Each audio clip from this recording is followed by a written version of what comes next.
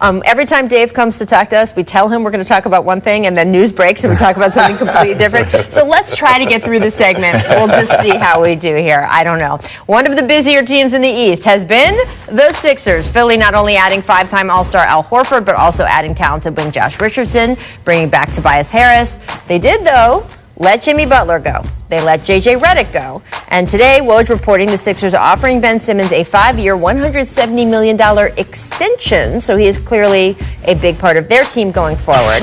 So, Dave, I'm going to hit you right off the top here. Do you think with all of those pieces moving around and changes, they are a better team this week than they were a month ago?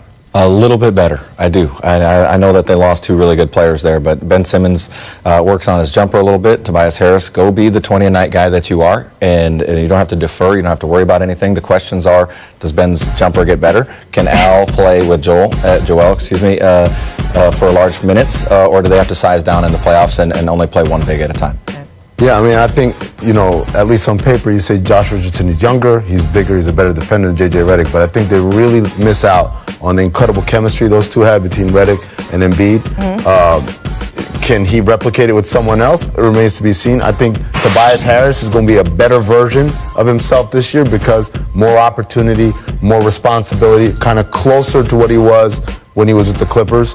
And then Al Horford. Remember, Coach Brown called Jimmy Butler the adult in the room during the playoffs, right? That's what Al Horford is, right? Of course. With probably a nicer, cuddlier version, right? Because Jimmy can be prickly. So, Coach is right. It's going to be interesting during playoff matchups how often they can go with two bigs. But he spaces the floor. He's an incredible passer. And defensively, he's always going to be in the right place at the right time. So my favorite questions are ones I don't know the answer to, and Nick, I can't really answer this yet. I'm not sure, but I do want to ask you specifically about Jimmy Butler because he was their closer in the playoffs. They could not go to Ben Simmons. So I know that Ben is still developing, but he could not fill that role for them when they absolutely needed him to in the postseason. And they frankly couldn't go to Joel in that role because Embiid was definitely the best player on the floor for them, but just with a big man controlling the game at the end of a playoff game, we don't see that really as something that Joel is going to be able to do with the way teams are going to be able to play him. Why do you think, do you think they're better or worse without Jimmy is in that role? I think they're better. You do? Right why? now in so this why? moment. There are two reasons.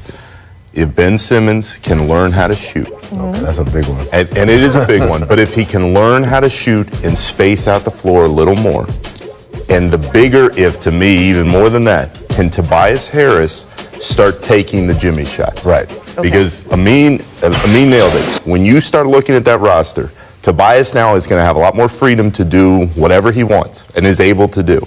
Can he start taking and making those shots late? If he can, and Simmons can shoot it to a point where it opens up a little bit. That team with Horford and Embiid, if Joel can stay healthy, to me, is better now than it was. And I really would go as far to say, I think they could come out of the East if it all clicks the way that Elton Brand and that staff believe it can. Dave, what would you do as a coach if you had Ben Simmons, seeing the fact that this past season was supposed to be his season to work on it, right? Like they said when his rookie year, hey, we don't want to make him do anything he's not comfortable doing his rookie year, right? Just go play. And I thought that was a smart move. This past season was supposed to be the season he was going to work on it, but we saw him not really even wanting to take those shots. What would you do as his coach? I think he's got to take them. I mean, it's not to say that the regular season it just doesn't matter because they're so good and you're going to be in the playoffs anyways, but get some confidence going, take some shots throughout the course of the season, and if we lose some games, but we're going to be better long term because you're taking those shots. On the road to the destination of he can shoot now, the first stop is take the shot, right? Right now he's at, I don't want to shoot it, I don't want to have anything to do with it, here you take the ball, especially down in crunch time because he's not a good free throw shooter either. You can't play scared out there. You have to be aggressive. That's what makes you special, right? And so I don't have a problem with him taking the shots and missing them. As long as he's taking them, as long as he's aggressive. When we had Shaq in Phoenix, obviously he's gun shy when it comes to free throws, but our thing was like, big fella, shoot 30 free throws. Make 10 of them. That's 10 extra points. They're in foul trouble. They're in the penalty. We're getting everybody else to the free throw line. His aggression can still make things happen for people, and we saw it with Giannis. He took the shots, and we were like, why are you taking those shots? You're no good at it. And as the season wore on, it's paid off. Getting better and better and better. Next year, I think Giannis is going to be a decent three-point shooter. I think Ben Simmons is an exceptional talent. There's so many things he can do, so I get all of the investment in him. We want to see the development. It wouldn't be an NBA show if we didn't talk about lofty free agency goals, and no one's goals are more in the future than the New York Knicks. After missing out on KD and Kyrie, their focus may be shifting to the reigning MVP. Giannis Antetokounmpo set to be a free agent in 2021. If the newly acquired Nick Julius Randle's team option is declined, all 6 of the new guys they signed will expire when? 2021. It's amazing how that works. There's been a lot of speculation. They are positioning themselves for this. Amin, where are you on this? Well, the question is it a pipe dream, right? But dreams are the starting point for hope, and hope is the starting point for a plan, and plan is the starting point for you. Yeah, we are getting deep. I'm just saying. We are getting real deep. If you don't have a dream, it's not gonna. No one hands it to you. One day you wake up. Hey, by the way, you want Giannis Antetokounmpo? You got to start dreaming about doing that and setting yourself up. We talked about the Brooklyn Nets, how they spent the last 3 years doing everything the right way. Well, it was no mistake that they would have cap space this summer, right?